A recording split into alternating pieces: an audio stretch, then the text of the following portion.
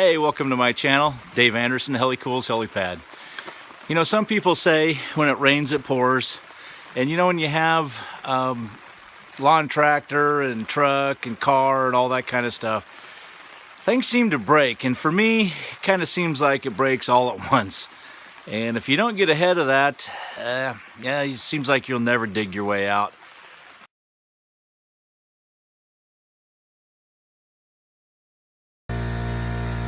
Well, it's time to pull this rear tire off, two of them, see what is wrong with these brakes. This brake keeps sticking. Sometimes it does, sometimes it doesn't. It stinks like hell, of course, because it gets hot. But it sat for about 5 weeks. That's probably why it's doing that. But tear this thing apart and kind of check this thing out here.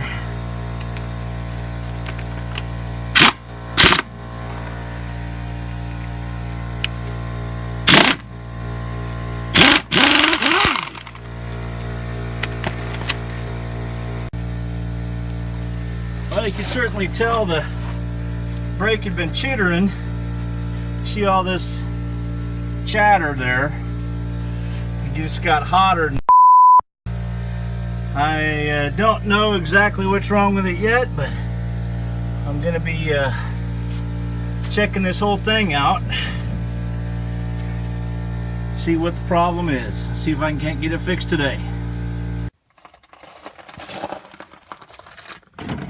Well, I pulled both of these off and lubed them, re-lubed them again. They were both lubed just fine. Ended up pulling this whole thing off and can't see that anything's wrong with it. Brake shoes have plenty of meat on both of them. Went ahead and bled the brakes and took out that much, and you know, it's really not that bad. I've seen a lot worse. It's a little bit green in tinge. It's supposed to be absolutely clear, but I mean,